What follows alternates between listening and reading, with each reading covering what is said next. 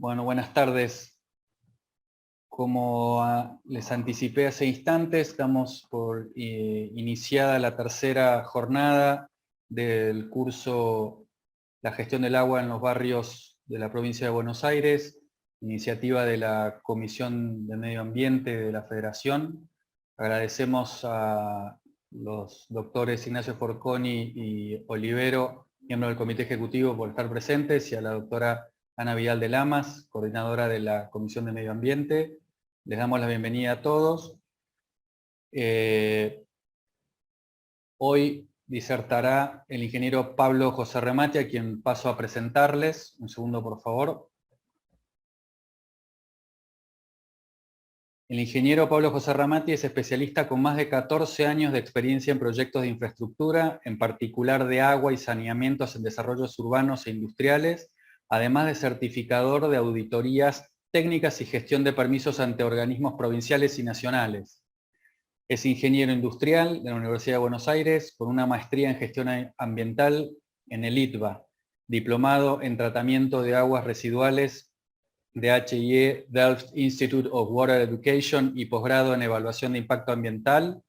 Es gerente de proyectos de desarrollo urbano y realización de infraestructura de servicios sanitarios, agua potable, alcantarillado, sanitario y pluvial, que en total suman más de 200.000 habitantes, que le proporcionó la oportunidad de trabajar en proyectos ubicados en diferentes países de América Latina, como Argentina, Perú y República Dominicana.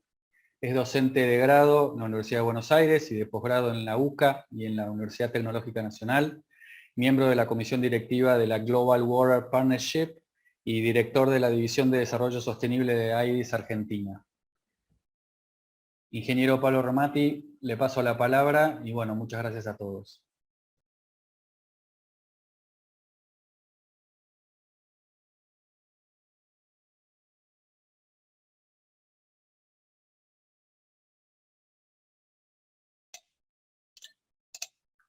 Perfecto. Bueno, muchas gracias, Matías. Buenas tardes a todos y a todas. Si les parece, voy a compartir pantalla para compartir el PowerPoint. Si me pueden confirmar que lo ven. Está perfecto, ingeniero. Si puede ponerlo en modo presentación, así se ve más claro. Muchas gracias. Estoy intentando, perdón. Perfecto, ahí se ve bien, Matías. Todavía sigue en la modalidad anterior. Si puede, tiene que poner... Espere que lo ayudo. En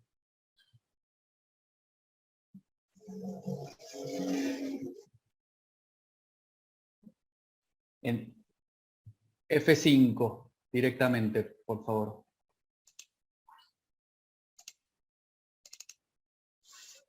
Ahí debería. Ahí está, perfecto, listo. Muchas gracias. No, al contrario. Bueno, como me presentaba, mi nombre es Pablo Remati. Agradezco al presidente, al director ejecutivo, la posibilidad de hacer esta, como en algún momento se mencionó, conversaciones sobre el tema del manejo de los desagües cloacales.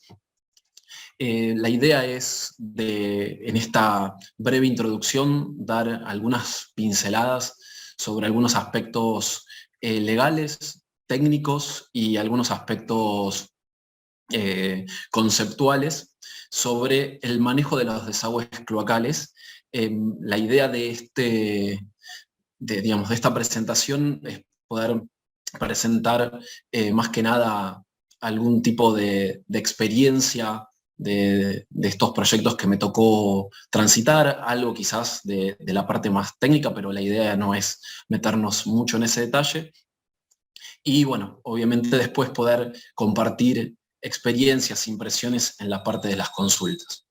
Así que, si les parece, el esquema de mi presentación tiene 5 partes. Una parte que es una introducción, principios básicos básicamente cuál es la idea de por qué estamos en este manejo de los efluentes y de los desagües cloacales, y no por qué no pusimos eliminación, ¿sí? Hay unos criterios que queríamos compartir.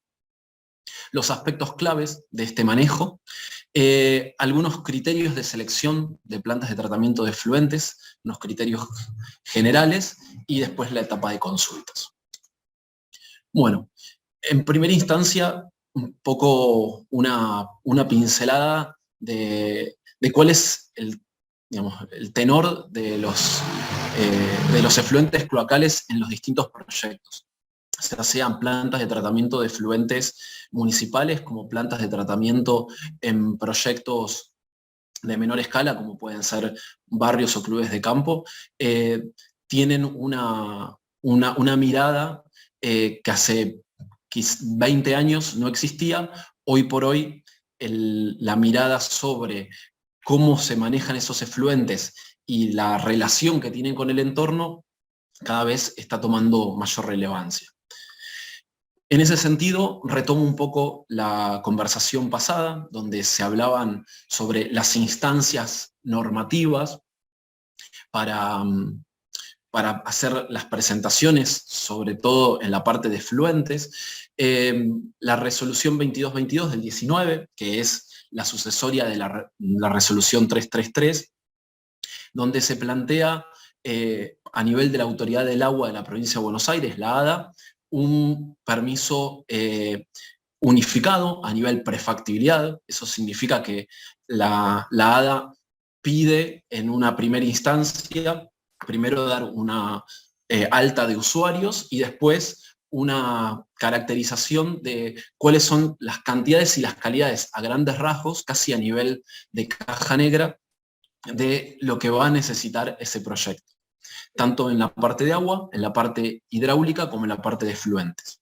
Y en la parte de efluentes, cuál es el punto de vuelco y el caudal que se emite por ese proyecto. Eso implica estimar una cantidad de efluentes, que después vamos a ver en algún punto cómo es esa estimación. Y una vez que la Autoridad del Agua analiza ese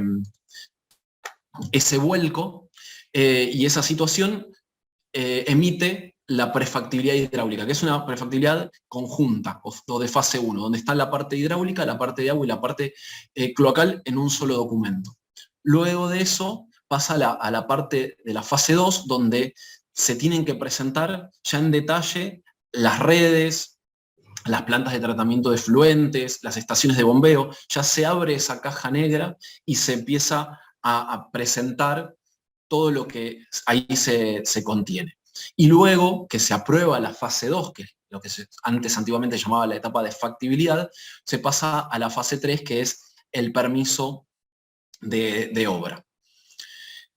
En cuanto a la normativa de la parte de efluentes cloacales, en cuanto a entes reguladores y marco de regulación, es muy similar a la parte de agua potable, y en particular, después lo vamos a ver, el elemento significativo que tiene es la manera de tomar las muestras que requiere las autoridades de aplicación, con unas cámaras especiales que después les vamos a mostrar, que son quizás uno de los elementos más distintivos de cómo se maneja la parte de agua con respecto a la parte de efluentes.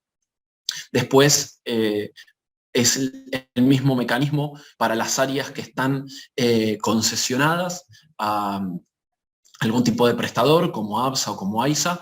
El pedido de prefactibilidad en el ADA necesita un primer paso, que es lo que se llama la denegatoria, donde a la prestadora se le solicita el servicio de agua o de efluentes, y con esa nota de denegatoria, en caso de que la prestadora no esté en condiciones de dar el servicio de agua y efluentes, se hace la presentación a la Autoridad del Agua o a la autoridad competente. En el resto son bastante similares.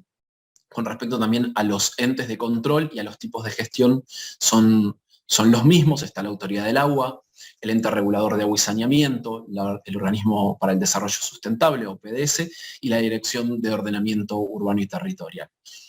Y los tipos de gestión dentro de las redes internas de agua y efluentes es el mismo, con la salvedad quizás que, por lo que vamos a ver, las redes internas en la parte de efluentes cloacales tienen algunos elementos técnicos que la diferencian per se, en el sentido de que el elemento que tratan las plantas de tratamiento de efluentes tienen mayores cantidades de contaminantes, de elementos a ser filtrados, con lo cual hay subproductos y mecanismos que se necesitan, estaciones de bombeo y demás, que son los necesarios para poder hacer todo este proceso.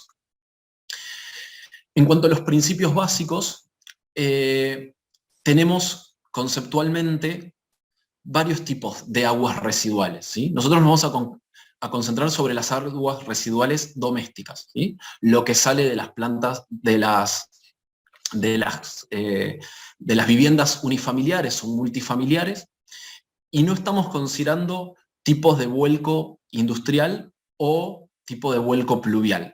En la ciudad de Buenos Aires, en la capital federal, en lo que se llama el radio antiguo, históricamente estaban en lo que se llama el sistema combinado, que era pluvio cloacal. En las redes de AISA y en las redes que se presentan, están diferenciados esas corrientes. Tanto la industrial en este caso no aplicaría, pero simplemente es para mencionarla por la calidad del vuelco, de las domésticas y de las pluviales. Después, ¿qué consideramos como agua doméstica? ¿De dónde vienen esas aguas domésticas? Esas aguas domésticas vienen de las viviendas, básicamente de los lavados que se hacen de los elementos diarios en la cocina, lavado de manos, higiene, y de el aspecto sanitario de la limpieza de distintos sectores que pueden llegar a ser en otros tipos de establecimientos, como por ejemplo establecimientos comerciales, hoteles, restaurantes y edificios públicos. Y de las deyecciones humanas, que es lo propiamente particular del sector de los baños, ¿sí? Entonces, esa diferenciación entre tipos de usos abre algo que probablemente muchos de ustedes ya escucharon, que es la diferencia entre aguas negras y aguas grises, ¿sí? Las aguas negras son las aguas que provienen de las deyecciones humanas, que son básicamente provenientes de inodoros y mijitorios, que tienen alta carga microbiana, biológica y con gran cantidad de materia orgánica.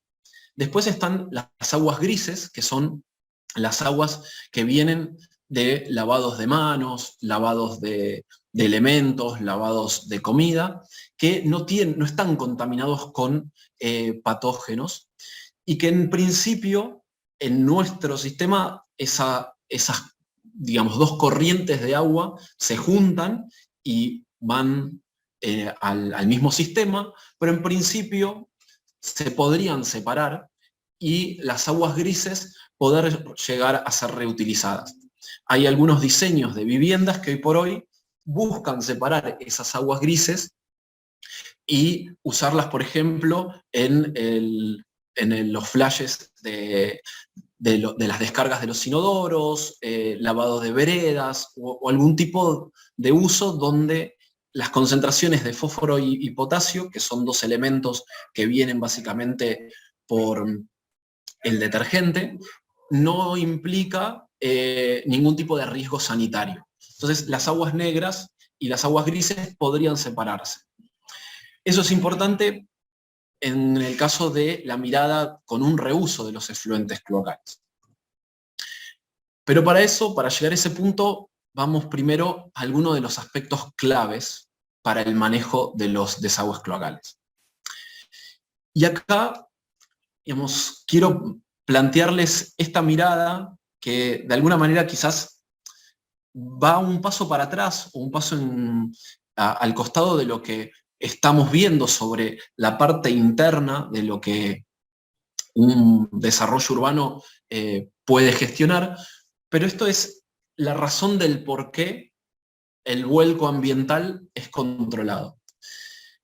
De alguna manera, lo que acá se figura, y digamos simplemente como para ir entrando en un solo concepto, imagínense que esto es un cuerpo de agua, cualquiera, puede llegar a ser la laguna de un barrio cerrado o puede ser un arroyo interno o externo, tiene al principio una cantidad de organismos vivos, ¿sí?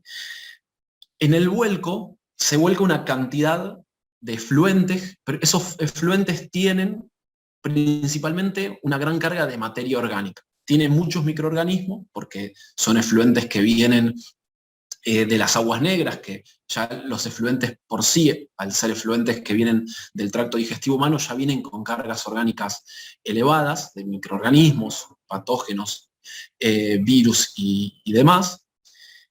Y esa carga orgánica, esa cantidad de materia orgánica que se vuelca en este cuerpo de agua, lo que hace es generar una baja en esta línea que se ve acá, que es la línea negra, del oxígeno disuelto en este cuerpo de agua, ¿sí? Eso lo que hace es que el cuerpo, sea cualquier cuerpo receptor, laguna o río, se ve exigido y empieza con esa carga orgánica a bajar el nivel del oxígeno. Luego el nivel del oxígeno, por la propia dinámica del cuerpo de agua, si tiene las condiciones necesarias, que en general las condiciones son de oxígeno, el cuerpo vuelve a su estado natural, ¿sí? Que es esta línea que vemos para arriba, que es el oxígeno, vuelve a recuperar el oxígeno disuelto. Pero, de alguna manera, este gráfico condensa un poco esta dinámica de las plantas de tratamiento de efluentes, por un lado, en el impacto externo que tienen, y por el otro lado, la propia dinámica con la que vienen los efluentes cloacales. Después vamos a ver que la planta de tratamiento de efluentes es una planta industrial, de hecho, en la ley 24051, el decreto 831 de residuos peligrosos, en el anexo 2 hay distintas tablas y hay un anexo que es el de barros, que son los barros de las plantas de efluentes. Hasta el 2018, las plantas de tratamiento de efluentes, el barro se consideraba un residuo peligroso, porque era el barro de una planta industrial.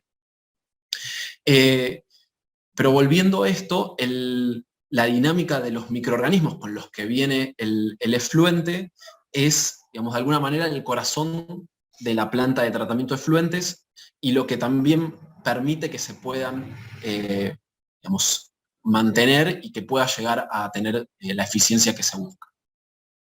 ¿Hasta acá alguna consulta? No sé si... Espero no haberlos perdido con esta imagen. Bueno, seguimos. Entonces, ¿en qué consiste el tratamiento? El tratamiento consiste en ese efluente que viene con estas impurezas, volverlo a una condición de agua pura. Y agua pura entre comillas, ¿sí? Porque no es el agua a su estado original, pero sí es un agua en la que, en este dibujo que vimos anteriormente, el efecto sobre la flora, la fauna y la seguridad humana, por la disminución de los patógenos, no genere ningún riesgo, ¿sí? Entonces, es eliminar o abatir, y en esto subrayo la palabra abatir, que es bajar ese tenor de esas impurezas con las que vienen, ¿sí? Y el producto final de la planta de tratamiento de efluentes es un agua clarificada, mejor dicho no, o es un agua clarificada, son materiales sólidos y es un lodo.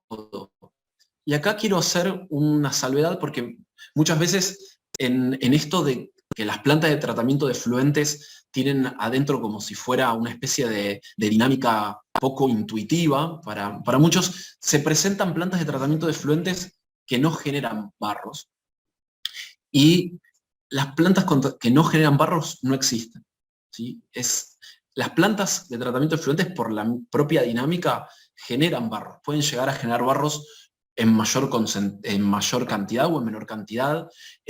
Barros con mayor madurez se llaman, que son barros más estabilizados, con más tiempo de retención adentro de la planta, con lo cual le confiere distintas características. Pero las plantas de tratamiento de efluentes generan barros. Y también generan gases por distintas condiciones, sobre todo cuando una planta pasa a tener condiciones anaeróbicas. Entonces, hasta acá vimos un poco de la calidad de los efluentes. ¿Qué hay de la cantidad? ¿Sí? La cantidad de efluentes es proporcional a el consumo de agua que se hace, que fue un poco lo que vimos en la conversación pasada, donde hay un estándar promedio de 250 litros por habitante por día, pero eso varía en función de distintos factores, ¿sí? En muchos casos son los usos y las costumbres, la existencia o no de una red cloacal, la disponibilidad de agua de red. Si hay una red de agua no medida, es probablemente el efluente cloacal, y sobre todo cuando se mezclan aguas grises con aguas negras, tiene un mayor caudal. Y factores de usos y costumbres de esa sociedad con el agua. No es lo mismo el uso y las costumbres que tenemos nosotros en la provincia de Buenos Aires, cercanos al Río de la Plata, de los usos y las costumbres que tienen en Mendoza o en San Juan. La generación de efluentes se genera por persona, ¿sí? De esa cantidad de agua que se denomina por digamos, generación per cápita, por habitante por día, hay una proporción que en general ronda el 80%, donde ese es el porcentaje que va a los efluentes. No es un porcentaje fijo, no es un porcentaje científico, pero sí es un porcentaje promedio en función de distintas variables. Hay barrios y hay poblaciones que tienen porcentajes ligeramente diferentes, pero el 80% es un buen valor como para poder determinar de toda el agua que se consume, que el 80% va a parar a los efluentes cloacales. Entonces, hasta acá la cantidad, ¿sí? Vimos un poco de la calidad en términos generales. Si nosotros abriéramos esos efluentes y viéramos qué hay adentro, podemos decir que hay elementos contaminantes líquidos, ¿sí? Que pueden llegar a provenir de los detergentes, por ejemplo, domésticos, material sólido, y ese sólido se puede dividir en disueltos, cosas que podrían pasar un filtro, y en suspensión, cosas que están, pero que si uno los filtra o los deja sedimentar, puede decantar y ser medibles. Y después materia viva, que son organismos macroscópicos, parásitos y no parásitos, y ahí es la diferencia en cuanto a la importancia del manejo de los efluentes cloacales. En principio sale de un aspecto de salubridad.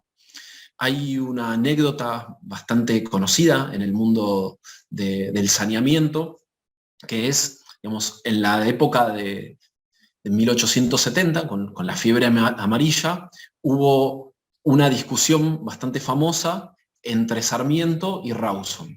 Sarmiento, presidente; Rawson, senador y médico de profesión. Ante un mismo evento, Rawson lo que decía es: se necesitan más hospitales.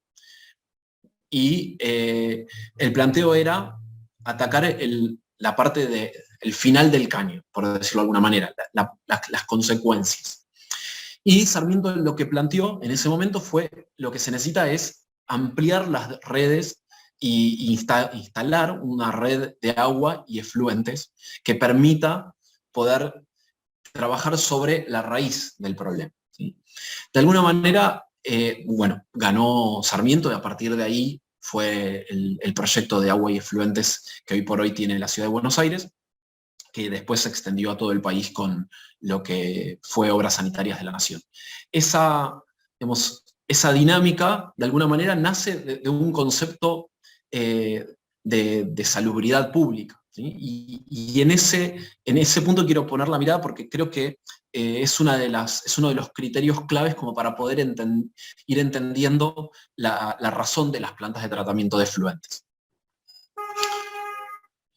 Pero cuando digo plantas de tratamiento de efluentes, me estoy concentrando en el final, pero el ciclo del saneamiento, ¿sí?, tiene distintas etapas. Hay una generación, que es lo que vimos en la vivienda, hay una recolección y un transporte que es a través de conducciones. Esas conducciones mayormente van por gravedad, ¿sí? No son conducciones que deban ir a presión, sino que deben escurrir sin presión, salvo algunos casos en los que hay marcada conducción por impulsión con bombas, y después llegar a un lugar donde se genere este tratamiento y hay una disposición. Esta disposición es en algún cuerpo receptor. Entonces, brevemente, la recolección y el bombeo, las redes de tratamiento son el sistema para la recolección, ¿sí? Hay conducciones, esas conducciones están unidas por una suerte de puntos, que no sé si ven ahí, que son, se llaman bocas de registro, pero son elementos que permiten ir vinculando este entramado, y ese entramado, por gravedad, en la mayoría de los casos, va hasta una planta de tratamiento de efluentes. Digo en la mayoría de los casos porque a veces, como esto es por gravedad y se van profundizando, muchas veces no se pueden ir muy profundo por el terreno, por situaciones de recomendaciones, entonces se hacen unas instalaciones que se llaman estaciones de bombeo, que lo que permiten es tomar el efluente que ya está a una profundidad considerable, en general puede ser en el orden de los 2,5 metros, 3, y elevarlos como para que pueda volver a transitar por gravedad. Estas instalaciones son también en parte el corazón del tratamiento, porque de alguna manera el poder disponer de una estación de bombeo adecuada, por ejemplo, con canastos que permitan retener sólidos, es lo que después permite que aguas abajo se pueda realizar un tratamiento adecuado y que el vuelco también sea adecuado a la normativa. Entonces, después de la red de tratamiento, de la red de recolección, y después y en el medio de las estaciones de bombeo, tenemos la planta de tratamiento de efluentes, ¿sí? Acá les pusimos una imagen típica de una planta de tratamiento de efluentes, quizás compleja porque tiene todos los elementos, pero lo que queremos destacar de acá es, primero, un poco cuál es la razón de todos estos elementos, y después poder entender que las plantas de tratamiento de efluentes sean reducidas, porque sean para pocas viviendas o sean ampliadas, van a tener que tener la mayoría de estos elementos. Salvo que sean plantas de tratamiento como lagunas, pero el concepto va a ser bastante parecido, en el sentido de que se van a tener que cumplir algunas situaciones físico-químicas que se generan en una planta de tratamiento de efluentes o, como este caso, mecánica, o en una planta de tratamiento de efluentes como una laguna de aireación, por decirlo. Pero para este caso nos vamos a concentrar en la planta de tratamiento de efluentes más típica, que tiene este circuito, ¿sí? En este caso, el agua llega a un recinto donde se homogeniza, ¿sí? Y se mezclan los efluentes. Hay una etapa que es una etapa inicial, que es una etapa donde los efluentes vienen con arenas, con piedras, vienen con muchos elementos que van arrastrando y que se van a buscar decantar, ¿sí? Entonces, esta primera etapa es una etapa donde se busca eliminar materia orgánica y materia no orgánica por procesos físicos, ¿sí? Esto ahorra mucho, de hecho, históricamente fue un proceso muy utilizado. La parte del procesamiento se llama procesamiento primario, ¿sí? Entonces, hasta acá hay una etapa más bien física, donde se retiran gran parte de la materia orgánica y de la inorgánica digamos, por gravedad, ¿sí? Por decantación. Después, esta segunda parte es otra parte que se llama tratamiento secundario, que es un reactor biológico, que de alguna manera este es el corazón de muchas de las tecnologías de tratamiento. ¿Y por qué es el corazón? Porque acuérdense que los efluentes vienen con esas materias, con esos microorganismos, entonces lo que pasa es que esos microorganismos acá se tienen que reproducir para poder degradar esa materia orgánica. Entonces, este es el lugar donde con aireación y tiempo el efluente se empieza a degradar y empieza a generar un efluente más limpio, y esas materias, esa materia orgánica con esos microorganismos se empiezan a aglomerar y empiezan a decantar, y eso es lo que se llama el barro. Entonces, sin ponernos muy técnicos, hasta acá vamos a llegar con este tipo de aspecto, pero es importante entender que en una planta de tratamiento de efluentes tiene que haber algo que genere esa degradación, no es por sí sola pasarla por un tanque, sino es un tanque que le genere a ese efluente cambios o físicos por decantación o cambios microbiológicos, porque hace que la materia orgánica que está dentro de ese efluente empiece a degradar el propio efluente y genere un efluente más limpio. A partir de ahí hay una parte donde ese efluente más limpio no sale 100% limpio, sino que tiene que tener una parte donde se necesita una decantación, que es esta segunda parte, ¿sí? Y de todas estas partes del proceso, de la parte de la decantación primaria y de la decantación secundaria, se genera una suerte de barro, que el barro, no se imaginen el barro de tierra más agua, sino es una suerte de agua sucia, que tiene mucha carga orgánica, muchos microorganismos, y que después va a ir tendiéndose a deshidratar para así poder generar una suerte de barro más parecido al que nosotros conocemos. El punto es que de esta planta de tratamiento de efluentes, o de cualquiera, salen un efluente tratado, líquido, y un barro. Después ese barro se puede digerir o no, se puede estabilizar para poder disponer. Pero esos son digamos, los subelementos de una planta de tratamiento de efluentes. Si hay una planta de tratamiento de efluentes que no presenta barros, no es que no los genera, sino que los barros están quedando en el fondo o del tanque de aireación o en alguna parte del proceso de la planta. Entonces, con esto, hacer énfasis en una planta tiene una particularidad, sobre todo las plantas de tratamiento de efluentes, y es una vez que la planta de tratamiento de efluentes arrancó y se prendió la perilla del inicio, va a ser una planta que trabaje 24/7. ¿Sí? Entonces, es importante el entender la dinámica de esta planta, porque después, salvo algunas condiciones particulares, como las que ponemos ahí, una situación de bypass o las plantas más grandes que tienen la posibilidad de tener procesos en paralelo, es una planta que va a funcionar 24/7. Entonces hay que mantenerla para que trabaje 24/7, hay que diseñarla para que trabaje 24/7 y hay que pensarla para que trabaje 24/7 y que reciba la cantidad de efluentes y la calidad de efluentes para lo que fue diseñado.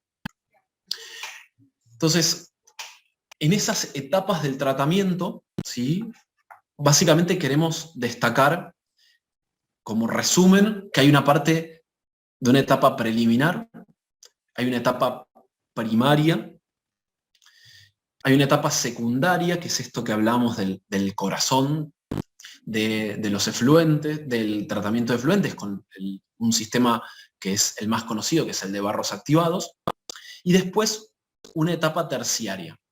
Acá es importante porque mucha normativa en el último tiempo está empezando a pedir fósforo y nitrógeno. El fósforo y nitrógeno, digamos, no se remueve en grandes cantidades en los tratamientos secundarios, en barros activados. Si bien se remueve, no se remueve en altas proporciones. Entonces, ahí hay una suerte de paréntesis en el cual, en el caso que se quiera remover fósforo y nitrógeno, las plantas de tratamiento de efluentes tienen que tener, si son por barros activados, un diseño específico, y si no, ponerles a la salida algún sistema adicional, como filtración por membranas, carbón activado o algún otro. ¿Qué quiero decir con esto también? Que la planta de tratamiento de efluentes por sí sola con barros activados no remueve grandes proporciones de fósforo y nitrógeno, más allá de lo que quizás en alguna propuesta se puede hacer, por una cuestión, digamos, de capacidad microbiológica para hacerlo. Y después, en la salida de estos efluentes tratados, antes de la descarga se tienen que clorar, ¿sí? Pueden ser con hipoclorito de sodio o con algún otro tipo de desinfección. En realidad se tiene que desinfectar. La cloración es históricamente el proceso más eficiente en costo-beneficio, pero no solamente el cloro es la única alternativa. Y después, el tratamiento de lodos es una alternativa que hoy por hoy en los barrios y en las plantas de tratamiento de efluentes pequeñas o medianas, simplemente el barro se dispone, pero hay una línea de acción, sobre todo en las plantas grandes, donde como el barro es una concentración de materia orgánica que todavía tiene energía para poder ser utilizada, hay una tendencia a tratar de mirar estas plantas de tratamiento de efluentes, y en particular los lodos, como una biofactoría, ¿sí? Que significa tratar de ver de esos barros cómo puedo sacarle esa energía que le quedó. En general, una de las alternativas es por biodigestión, por digestión anaeróbica, que uno de los subproductos es biogás. Pero ahí se necesita una escala, digamos, acorde para poder utilizarlo. Después, si llegamos, vamos a ver un ejemplo de Chile con eso. Entonces, hasta acá nosotros tenemos distintas etapas dentro de una planta de tratamiento. O sea, si abrimos la planta de tratamiento como caja negra, vemos que adentro puede haber distintas subetapas, ¿sí? La mayoría de las plantas de tratamiento de efluentes tradicionales llegan hasta el tratamiento secundario, ¿sí? Hasta remoción de materia orgánica. Y una desinfección final. Las tendencias son a poder presentar en algunos casos un tratamiento terciario para disminuir fósforo y nitrógeno, y un tratamiento de lodos para reducir esos lodos y ver la posibilidad de reutilizarlos con algún otro fin. Entonces, simplemente como para ponerle algunas imágenes y que puedan figurarse de qué se tratan estas etapas, las rejas, que son la parte del tratamiento primario, es esto, es una suerte de peine, que pueden llegar a ser rejas finas o rejas gruesas, donde el efluente pasa a través de esas rejas, ¿sí? Y eso va reteniendo los sólidos. Estos sólidos retenidos acá son, digamos, de alguna manera se buscan retenerlos porque si no el paso siguiente es tratarlos biológicamente, y al tratarlos biológicamente se necesitan oxidarlos, y al necesitar oxidarlos se necesita airearlos. Entonces, la retención de toda la materia orgánica que se pueda conseguir acá es una mejora en la eficiencia en los pasos siguientes. Existen distintos tipos de rejas, existen rejas manuales, existen rejas automáticas. El caso de la derecha es un proceso de rejas de limpieza automática, pero básicamente la idea que queríamos es que se queden con la imagen de que hay digamos, un filtro en ese efluente. Después hay una etapa de un desarenador, que es una suerte de prisma que lo que hace es darle tiempo al efluente para que pueda ir decantando. Entonces, las partes más pesadas van a pasar al fondo, y lo más liviano, si hay algún tipo de grasa o aceite, van a estar flotando. Entonces, en algunos casos, este es un tipo de desarenador, tiene una suerte de sinfín, donde por abajo pasan unas rasquetas que van llevando hacia esta tolva lo que van decantando, y después cuando vuelven van en el otro sentido limpiando lo que sobrenadó, que pueden llegar a ser grasas. Entonces eso después, las grasas que están sobrenadantes quedan en un recipiente que está acá arriba, que se ve al fondo. Este es un sistema que permite también reducir la cantidad de materia orgánica en un porcentaje aproximadamente entre el 60 y 70%, y los sólidos sedimentables.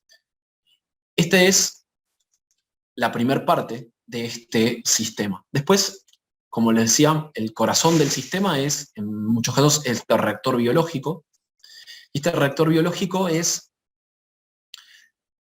algo parecido a esto. Digamos, imagínense un espacio donde puede ser tan grande como quieran estos recintos, y tan chico como se quieran, no, tan chicos como se quieran no, porque tienen algunas consideraciones hidráulicas, pero pueden ser chicos, pueden estar configurados en espacios reducidos.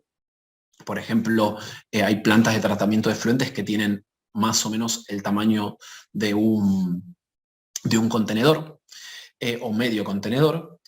Y la parte del lodo activado, el corazón del lodo activado es esto, que es, hay un espacio en donde se le proporciona al efluente que viene con microorganismos oxígeno.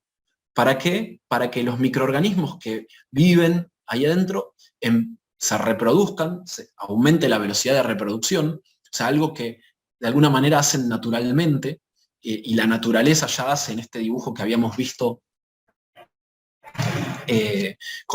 al principio. El lodo activado es una reproducción del sistema natural en versión acelerada. Para eso se le genera una insuflación de aire o de oxígeno que pueda permitir que las bacterias y los microorganismos crezcan a una mayor velocidad, y en ese crecimiento empiecen a consumir esa materia orgánica que está ahí adentro. Básicamente, el insumo principal, que es el oxígeno, viene asociado a otro insumo que es la energía. La energía que se necesita para una planta de tratamiento está muy asociada a la oxidación, a la aireación que se le haga. Entonces, cuanto más eficiente es esta aireación y esta oxidación, se puede reducir el consumo de oxígeno. Ahora bien, si una planta de tratamiento de efluentes está diseñada o está operándose de una manera ineficiente, o se le va a tratar de dar más oxígeno a través de más tiempo de aireación, con lo cual es más consumo de energía, o el efluente no va a salir lo suficientemente degradado por tener insuficiente cantidad de oxígeno. Con lo cual, para un lado o para el otro, la aireación es un aspecto clave dentro del mantenimiento y de la operación de una planta de tratamiento de efluentes.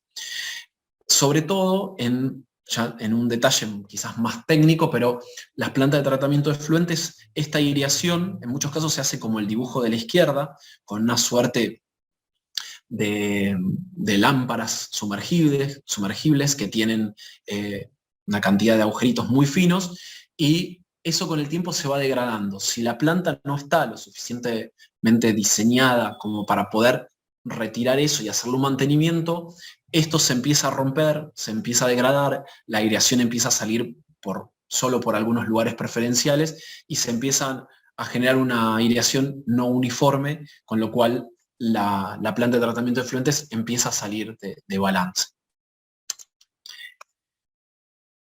Este es, luego de la aireación, digamos, el otro actor principal dentro de las plantas de tratamiento de efluentes es el sedimentador secundario. Este sedimentador en particular es circular, pero puede haber sedimentadores rectangulares también.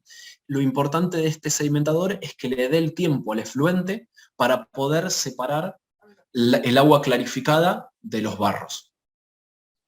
Y como los efluentes ya tienen una degradación bastante alta, los barros suelen ser más finos, con lo cual se necesita dimensiones de sedimentador más grandes.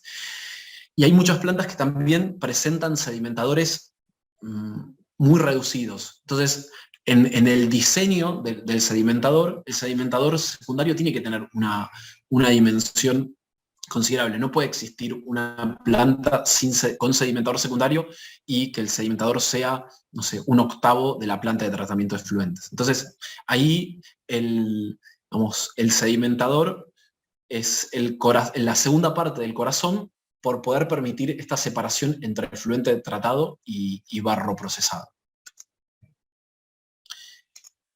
Y por último, el barro, que es esta concentración de materia orgánica más microorganismos que se fue generando, y que al esos microorganismos ir consumiendo la materia orgánica y ir multiplicándose, fueron armando algo que se llaman flocs, que son una suerte de, por decirlo de una manera muy burda, de como bolitas de microorganismos.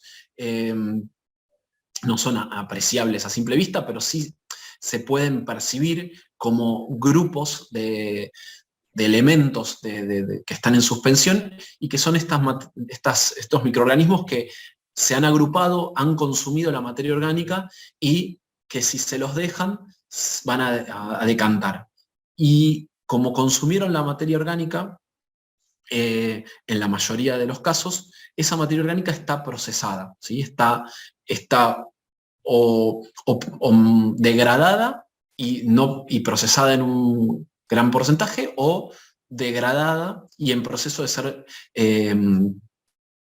procesada. Entonces, la materia orgánica tiene un potencial para poder llegar a hacerse un paso más y utilizarse, ¿sí? Esa materia orgánica todavía es energía que tiene energía, perdón, adentro de ese elemento, de ese barro. Pero como habíamos dicho, no es un barro como tierra más agua, sino que puede tener distintas consistencias.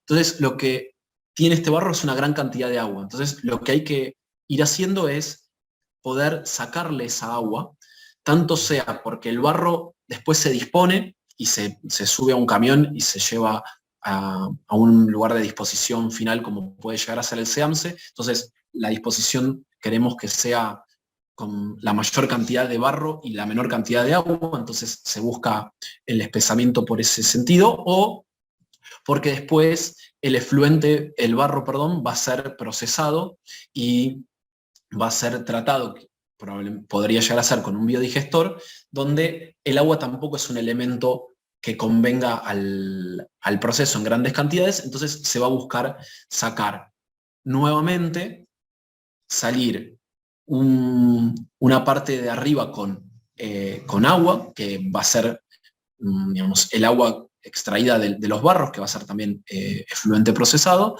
y los lodos con una menor concentración de agua. Esta tabla simplemente es para presentarles algo que creemos importante, que es en cualquiera de los aspectos, en cualquiera de las etapas de la planta de tratamiento de efluentes, se generan lodos. Se pueden generar mayor cantidad o menor cantidad, ¿sí? En la sedimentación primaria más lodos activados, la cantidad de lodos es mayor y que, por ejemplo, en una sedimentación primaria, donde hubo una decantación, pero se decantó físicamente en materia orgánica no degradada o materia inerte, piedritas, elementos que se fueron arrastrando. Pero es importante de esto volver a destacar que todas las plantas de tratamiento de efluentes producen lodos. Con respecto al proceso, ¿sí? Ya nosotros de alguna manera hasta acá pudimos haber hecho, si me permiten, ¿sí? Una circulación de lo que hace una planta de tratamiento de efluentes. Entonces, la planta de tratamiento de efluentes dijimos que iba a tener un líquido tratado y lodos procesados. Esos efluentes tratados van a ir a un cuerpo receptor. Ese cuerpo, antes de llegar a ese cuerpo receptor, tienen que ser desinfectados, como habíamos mencionado, y van a tener que también poder ser medidos, ¿sí? Este es la cámara de aforo, según está tomado una resolución reciente, pero es una cámara de toma de muestra que tiene un formato bastante antiguo de obras sanitarias, donde todas las plantas de efluentes tienen que tener por normativa un lugar en donde se les pueda tomar una muestra de efluentes, ¿sí? Y se puedan aforar, se puedan medir cuál es el caudal de salida. Entonces, en este caso, imagínense que la planta, ¿sí? Esta es la línea municipal y la cámara de muestra tiene que poder tener acceso desde el exterior, ¿sí? O sea, este es el interior de la planta y a la cámara de toma de muestras se debe poder acceder desde afuera para tomar la muestra. Y esa toma de muestras después va a ser la toma de muestras que, si la autoridad de aplicación la toma, va a ser con la que se coteje qué tan eficiente está siendo nuestra planta de tratamiento de efluentes. Y ahí pasamos a este punto, que esta es una tabla de efluentes, de toma de muestras de efluentes cloacales de una planta de tratamiento de residuos domiciliarios. Nosotros acá, en este momento, lo que podemos ver es, en las plantas de tratamiento se tomaron para para distintos momentos, ¿sí? Para la mañana, a la entrada y a la salida de la planta, al mediodía, a la entrada y a la salida, y a la tarde, a la entrada y a la salida de la planta. ¿Por qué es importante los momentos del día? Porque la planta de tratamiento de efluentes va a tener el ritmo de llegada de efluentes que está dado por las condiciones de las personas que usan y que generan los efluentes cloacales. Entonces, en el consumo de agua, hay un consumo de agua que no durante todo el día se da de la misma manera. Una persona se levanta, ahora quizás en pandemia ha cambiado un poco, pero tiene un consumo pico a la mañana, donde se baña, se lava los dientes, prepara el desayuno, después durante el resto del día no lo usa después un poco al mediodía, y después, al final del día, cuando vuelven a usarse para lavado, cocina, baños y demás. Entonces, esos picos que se generan en los consumos, también son los picos que se van generando en los efluentes. En los efluentes que se generan en los domicilios, que viajan por la red y que llegan finalmente a la planta. Esos picos van a estar diferidos, pero van a estar asociados a distintos momentos del día con distintas exigencias. Entonces, la planta de tratamiento de efluentes, para poder hacerle un control de cuál es la dinámica de la planta, en este caso se hizo un control en distintos momentos. Para la normativa no se necesita hacer un control en distintos momentos repetidas veces, sino se toma una muestra y se plantea el día y el horario.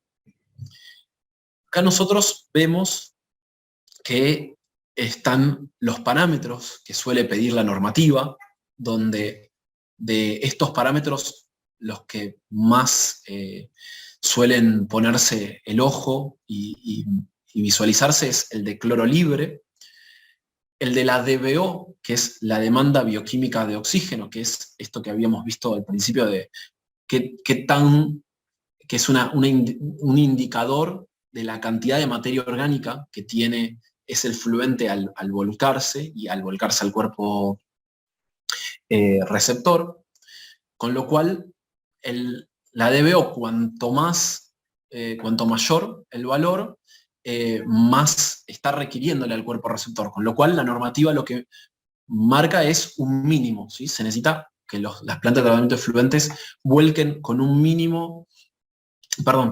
máximo de demanda bioquímica de oxígeno, ¿sí? de 50 para abajo.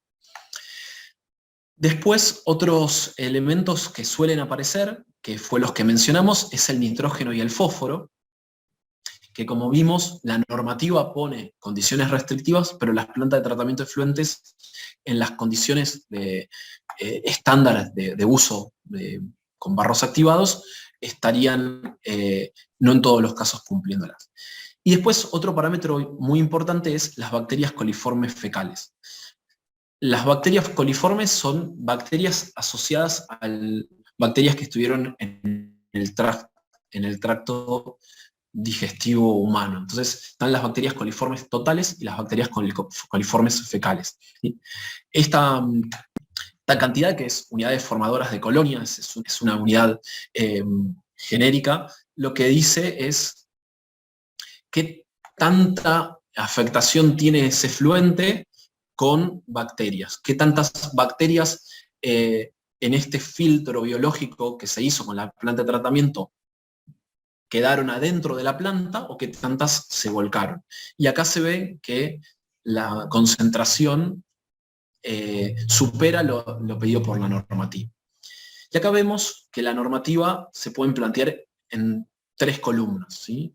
Está el Código de Agua de la Provincia de Buenos Aires, en la primera columna, la resolución 336 de la Autoridad de Aplicación, de la Autoridad del Agua, y la del ERAS, la 26221.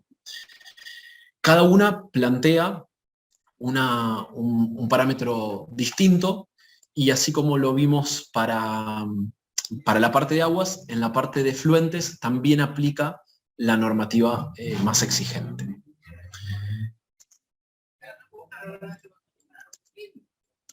Después, ¿qué se necesita para seleccionar una planta de tratamiento de efluentes? ¿Sí? Las plantas de tratamiento de efluentes, hasta hace 15 años, eran plantas de tratamiento de efluentes que, si un desarrollo industrial urbano lo decidía encarar, era porque necesitaba solucionar ese problema, y probablemente toda la red y la planta la pensaban como un sistema aislado del entorno, porque si no tenía red de efluentes cloacales o red de agua, no tenía mucho sentido pensar el entorno. Una de las pautas para seleccionar una planta de tratamiento de efluentes, para seleccionar la ubicación y para hacer el diseño de la planta y el diseño de las redes, es ver la vinculación con ese plan director. En muchos casos, la experiencia muestra que hay proyectos que en procesos de readecuación tuvieron una conformación, digamos, primigenia, quizás sin la posibilidad de mirar el entorno, y en este último tiempo se dan muchos casos donde es necesario mirar el plan director en el cual se encuentra ese proyecto, o actualmente o a futuro. Pero como las plantas y las redes tienen características digamos, de desarrollos que tienen la vida útil del propio desarrollo, 20, 30, 40 años, entonces es lógico poder pensar en vincular esa red y esa planta con el plan director futuro. Eso implica como mínimo dos cosas. Por un lado, pensar la red con criterios de diseño y criterios técnicos de la ingeniería a futuro, pensando como si esa red fuese a ser tomada por el prestador de servicios. Y lo mismo la planta de tratamiento de efluentes. Las plantas de tratamiento de efluentes en general, como habíamos visto, siempre van a estar en el punto más bajo, porque habíamos visto que las redes en general funcionan por gravedad. Entonces, salvo excepciones, la planta de tratamiento de efluentes se busca que sea en un punto bajo, topográficamente hablando. Sin embargo, la ubicación de la planta de tratamiento de efluentes también puede estar condicionada y se puede correr ese baricentro de ubicación, y creo que es sano, creemos que es sano así mirarlo, en función de la red del entorno que pueda llegar a estar planteada, para que el día de mañana esa planta pueda verse desafectada y se pueda conectar directamente con una troncal o alguna subsidiaria de la red externa. Para eso es esto que destacamos ahí de la vinculación con el plan director. Después, la caracterización del efluente, si bien los efluentes están casi diría tipificados en algunos casos por varias bibliografías, hay una bibliografía muy conocida que se llama Metcalfe y Eddy, pero la caracterización del efluente no es siempre taxativamente igual. Si bien puede tener un orden de patrones, como esta caracterización teórica, es importante que para diseñar una planta, para elegir una planta, se pueda caracterizar los efluentes, más si se tiene que rediseñar una planta por alguna razón.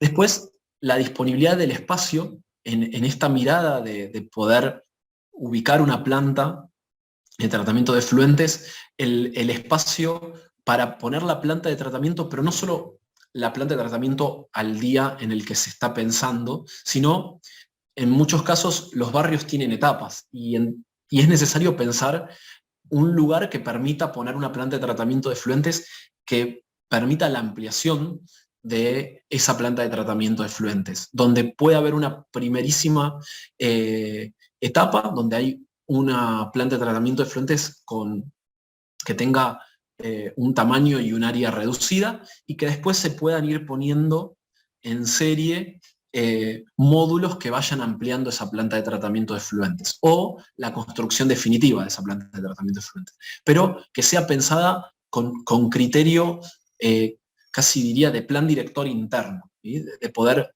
visualizar esa planta de tratamiento de efluentes en la dinámica del barrio, siendo que en muchos casos a veces la planta de tratamiento de efluentes es esto que no queremos al fondo y a la derecha.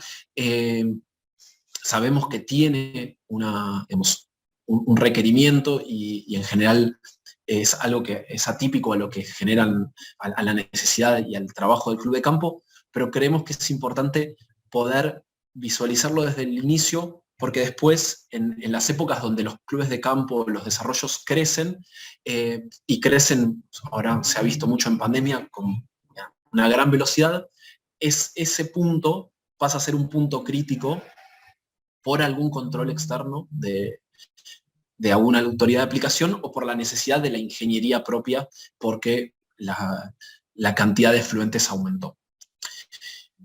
Después, el régimen de funcionamiento, que un poco lo vimos en las distintas imágenes sobre cada una de las partes de la planta de tratamiento de efluentes. la planta de tratamiento es una planta industrial, entonces tiene como toda planta un régimen de puesta en marcha. La planta no es que arranca y en el día cero ya está procesando los efluentes digamos, de la manera adecuada. Necesita un tiempo, que es este tiempo biológico, hasta que la planta entra en régimen, y si la planta por alguna razón, porque hubo un vuelco clandestino, porque hubo un aumento o una baja de la cantidad de efluentes o de la calidad del efluente, eso puede hacer que las plantas cambien el régimen. Y eso requiere analizar para que después la planta vuelva a entrar en régimen y que esa dinámica, no solo mecánica, sino también microbiológica, vuelva al estado de equilibrio. Y luego el cuerpo receptor de los líquidos. ¿Sí?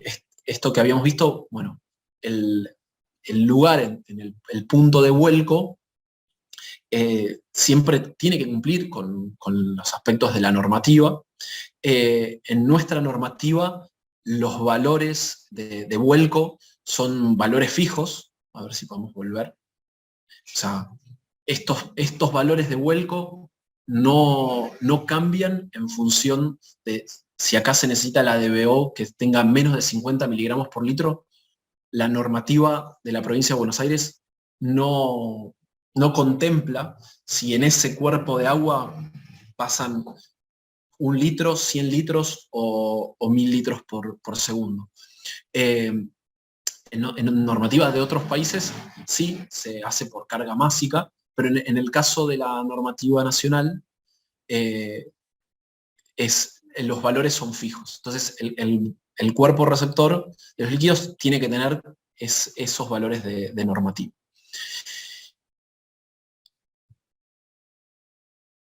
Luego, con respecto a la vinculación con el plan director, como estoy de tiempo, el cuarto, simplemente, bueno, pensar esto que decíamos, que el plan director no solo mire el proyecto en el estado de situación que está, sino en las futuras etapas, las exigencias técnicas para incorporarlo a una red. En muchos casos, la planta de tratamiento de efluentes puede llegar a quedar desafectada, pero sí la red es aconsejable y creemos que es sano que puedan estar diseñadas con normativa de la prestadora de servicios, para que luego, una vez que la prestadora de servicios llegue hasta la puerta de cada uno de los proyectos, se pueda ceder ese servicio y se pueda, digamos, desafectar el mantenimiento y la operación, y que el emprendimiento pueda focalizarse digamos, en lo que busca hacer, que en muchos de los casos, creo que en la mayoría, no es el mantenimiento de redes. Y las características del efluente, bueno, esto que decíamos, en algunos casos los tipos comerciales, hay algunos emprendimientos mayormente de mediano o gran porte, al principio podían tener un tipo de uso, por ejemplo, solamente unifamiliar o multifamiliar. A veces, y esto se empieza a mezclar con la parte de evaluaciones de impacto ambiental, a veces el tipo de uso del suelo puede cambiar. Entonces, áreas que iban a ser netamente con un tipo de comercio o un tipo de uso pueden pasar a otros tipos de uso, como por ejemplo una estación de servicio. Entonces, contemplar esas posibilidades de variación o la restricción del vuelco a la red para que sea un vuelco acorde digamos, a la concepción original, y en algunos casos pedirle al desarrollo interno del proyecto que pueda adecuar ese efluente al tipo de efluente considerado inicialmente. Y por último, las tendencias de los servicios, el reuso de efluentes. Cada vez más el agua, digamos, en muchos sectores, es un bien que compite el agua potable con el agua de riego o con otros tipos de uso, y los consumos de energía que se necesitan empiezan a ser altos. Entonces el reuso del efluente, sobre todo en zonas áridas, empieza a ser un punto importante, y ese reuso del efluente, en muchos casos, tocó trabajar en un caso en República Dominicana, donde los efluentes se utilizaban para riego, y el sistema ya contemplaba desde el inicio que ese reuso de efluentes pueda llegar a ser para riego de emprendimientos. Entonces, la mirada sobre ese aspecto cada vez creemos va a ir creciendo. El aprovechamiento de los barros, esto que hablábamos de ya las plantas de tratamiento de efluentes son consideradas en muchos casos, en particular me tocó estudiar bastante los casos en Holanda, se contemplan y se consideran biofactorías, donde en esos casos incluso hasta se busca remover nitrógeno y fósforo. Pues el uso racional, el control de la energía y los controles inteligentes de los sistemas, ¿sí? Hay cada vez más facilidades a nivel comunicaciones, como para poder tener hoy por hoy en un celular la información de cómo está funcionando una estación de bombeo, si se paró una bomba, cómo está funcionando un clorinador. Entonces, ese tipo de sistemas inteligentes creemos que es una de las tendencias. Y acá simplemente, para no robar tiempos de preguntas, este es un caso que es bastante conocido, que es el caso de la farfana. La farfana es una planta de efluentes cloacales que está en Santiago de Chile, abastece a 3 millones de habitantes y originalmente procesaba los efluentes y los volcaba, y tenía que hacer una disposición de los biosólidos. Una parte de los efluentes, de los lodos, por biodigestión, se reutilizaba internamente, y otra parte simplemente se venteaba. A partir de un proceso de reingeniería y de una financiación del Banco Mundial, estos 3 millones de habitantes que son servidos por esta planta de tratamiento de efluentes no solo tienen la posibilidad de que el vuelco de los efluentes sea tratado, sino que reciben por el biogás tratado, en el Metrogas de Chile, también se llama Metrogas, un biogás procesado y purificado del equivalente a 35.000 hogares, ¿sí? O sea, 120.000 habitantes reciben un biogás que es la recuperación de esos lodos digeridos de la planta de tratamiento de efluentes que vuelven a la ciudad. Y históricamente los biosólidos se disponían en rellenos de seguridad.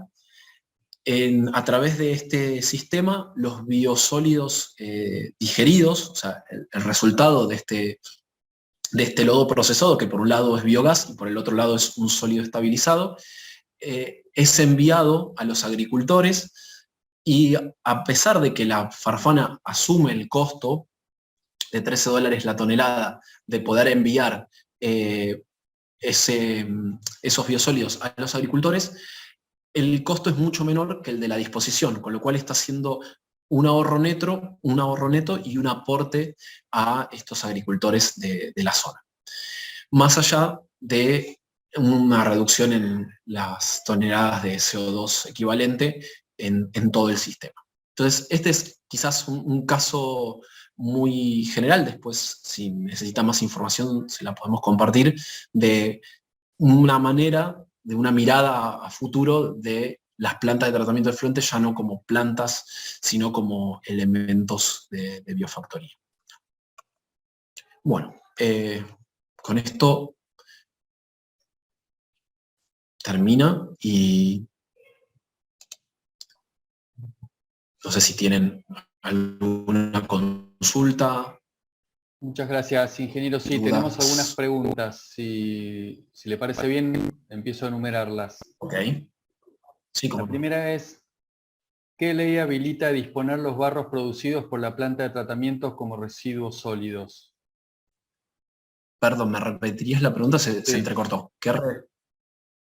¿Qué ley habilita a disponer los barros producidos por la planta de tratamiento como residuos sólidos?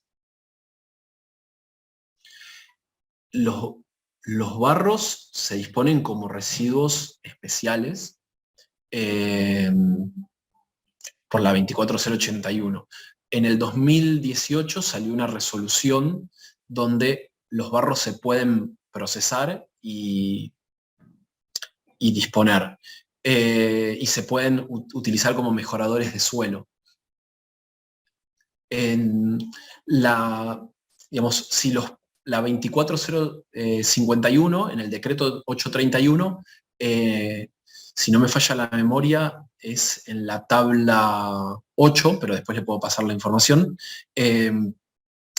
tiene la lista de parámetros donde si esos parámetros de un barro exceden esos valores de la tabla del anexo 2 de esta tabla 8, son considerados residuos peligrosos. Y si no, tienen la posibilidad de ser dispuestos. Ok, acá la doctora Vidal de Lamas hace una aclaración. Pueden ir con manifiesto de resolución 188 PDS, va a la 24051 si tienen residuos peligrosos. Exacto. Gracias, doctora. Voy con la siguiente, ingeniero. ¿Qué humedad máxima puede tener el barro a ser dispuesto en el SEAMSE? No tengo el número fino, se los podemos acercar. Si no me falla la memoria, tiene que estar en el orden del 10 al 12%, pero podemos tomar la consulta y responderla. Perfecto. La siguiente es, ¿qué se necesita para vincular mi planta con una red troncal externa? Se necesita que, bueno, depende cómo, si la planta está, primero sería verificar las condiciones de la planta, sería verificar la red, que es esto último que conversamos, y ver las condiciones, por un lado topográficas y por el otro lado de disponibilidad de la red externa. El prestador tiene que dar la factibilidad, sobre todo las conducciones, no solo es en calidad, sino en cantidad, tienen que tener la capacidad hidráulica para poder conducirlas. Entonces, en primera instancia, yo vería dos aspectos: el aspecto técnico de niveles y de condiciones de la red, y por el otro lado el aspecto normativo y de permiso de la prestataria. Muy bien, vamos con la siguiente, ingeniero. ¿Hay alguna normativa que regule el reuso de efluentes y aprovechamiento de barros? La normativa de barros, si no me falla la memoria, es la 518, que también lo podemos buscar, que es la del 2018, que hubo un cambio en normativa de barros. Y el reuso por ahora es una tendencia. En ciertas provincias sí se puede utilizar. En la provincia de Buenos Aires no hay muchos casos donde hayan sido aprobados. Lo que pide la autoridad de aplicación es que quede documentado y que se pueda hacer una trazabilidad de la calidad del efluente y en qué uso se va a realizar. Por ejemplo, no se puede usar para riego de especies que sean comestibles, ¿sí? Tienen que ser usadas para riego en el caso que son permitidos para un riego indirecto.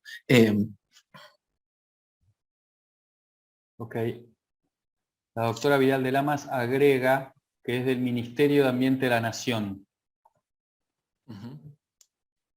Bueno, un par más, ingeniero. Ante un desborde cloacal de la red en zona urbana, con banquinas, cunetas y veredas de pasto, luego de solucionado el taponamiento, ¿qué saneamiento o limpieza se debe realizar en la superficie afectada? ¿Solo retirando los sólidos es suficiente? Pide su recomendación. Sí, habría que ver bien en dónde fue el vuelco.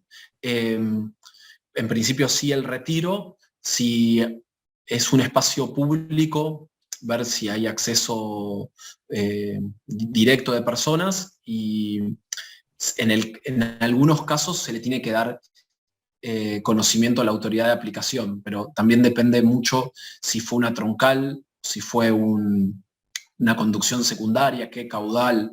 En la mayoría de los casos, si el vuelco no afectó más que el entorno, con el retiro de sólidos sería lo adecuado. Perfecto. La aclaración es que es una troncal. Creo que es quien hizo la consulta. Vamos con dos más, si le parece bien. Sí, cómo no. En las últimas inspecciones del ADA, ¿están exigiendo la tercera etapa del procedimiento o existe algún plazo para cumplir con la modificación o actualización de la planta? No, por ahora, hasta en donde tengo experiencia, sí hacen mención de los parámetros de normativa, pero no están exigiendo que las plantas cumplan con las exigencias de fósforo y nitrógeno. Sí lo dejan destacado en las actas. Ok. La doctora Vidal de Lamas aclara, el ADA te pide que vuelques según parámetro, no de técnica. Sí, con respecto a la normativa. Así es. Exactamente. Sí, en el ADA la mayoría es la 336. Bueno, y hacemos una más. Si el country cuenta con una red propia que termina en una estación de bombeo, a partir de la cual se conecta a una red externa, ¿cuál sería la responsabilidad que se tiene sobre el vuelco y qué debe uno pedir a la proveedora del servicio de tratamiento para verificar que se cumple con la normativa? ¿La repito? Bueno, sí, por favor, igual creo que... Bueno, si el country cuenta con una red propia que termina en una estación de bombeo, a partir de la cual se conecta a una red externa, ¿cuál sería la responsabilidad que se tiene sobre el vuelco y qué debe uno pedir a la proveedora del servicio de tratamiento para verificar que se cumple con la normativa? Ahí es un poco lo que habíamos conversado, el vuelco tiene que estar aprobado por la proveedora. Si hay un vuelco desde una estación de bombeo a una proveedora, tuvo que haber habido una prefactibilidad habilitada para ese barrio, con lo cual ahí indicaría puntos de vuelco, características de vuelco. La responsabilidad es la misma responsabilidad que si hubiese una planta de tratamiento de efluentes, digamos, en el sentido de que si se vuelca algo por fuera de lo que sería un líquido crudo, en este caso, porque no es un líquido tratado, si se vuelca algo, las condiciones de los parámetros de vuelco cambiarían, con lo cual la responsabilidad es en tanto y en cuanto a la calidad de vuelco que se comprometió, y yo, digamos, lo que plantearía es una consulta para tener como primera instancia la factibilidad de la prestadora. Okay. La doctora Vidal de Lamas levantó la mano. Adelante, doctora, por Sí. favor.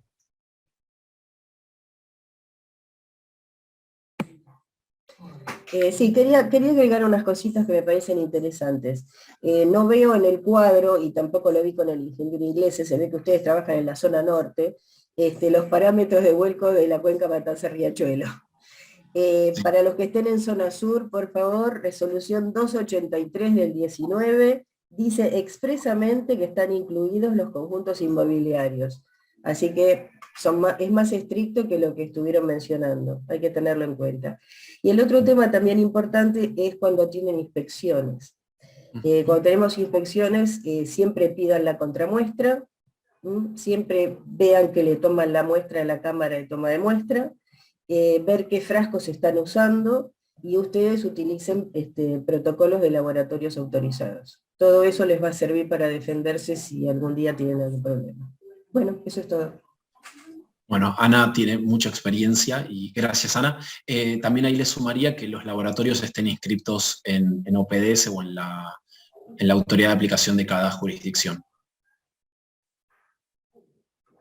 Bueno, creo que no hay más preguntas. ¿Alguno tiene alguna pregunta más para formular? Si no, le consulto al doctor Lorenzo Olivero si quiere decir unas palabras de cierre.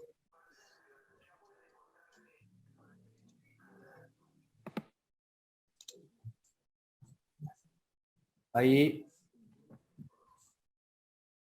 A ver, ahora sí, Ahí está. no necesitaría decir ninguna palabra, la exposición me pareció muy buena, interesantísima para los que curtimos otro tipo de formación académica o práctica o cotidiana. Pero me pareció sumamente interesante y clara. Quedan algunas preguntas que yo creo que voy a sugerir a los que han quedado como yo con algunas preguntas, que las envíen y por vía de la dirección ejecutiva se las vamos a cruzar, porque hay algunos temas, algunas aclaraciones hizo la doctora Lamas ahí, considerándose excluida por pertenecer a un country club de la zona sur, pero bueno, hay otras. Así que muchas gracias, ingeniero, la verdad, muy claro, entendí muchas cosas que no entendía y no entendí muchas otras que tampoco sabía que existían, pero entendí el procedimiento, así que muchas gracias. A disposición y bueno, muchísimas gracias por el espacio y un gusto en conocerlos. Al contrario. Muchas gracias, ingeniero, muchas gracias a los presentes, a los miembros del comité ejecutivo, a la doctora Vidal de Lamas y bueno, y a todos los presentes. Y nos vemos la próxima, el jueves que viene a la misma hora, es la última charla de este ciclo. Así que bueno, nos despedimos y muchas gracias. Buenas tardes a todos. Muchas gracias, buenas tardes. Gracias, ingeniero.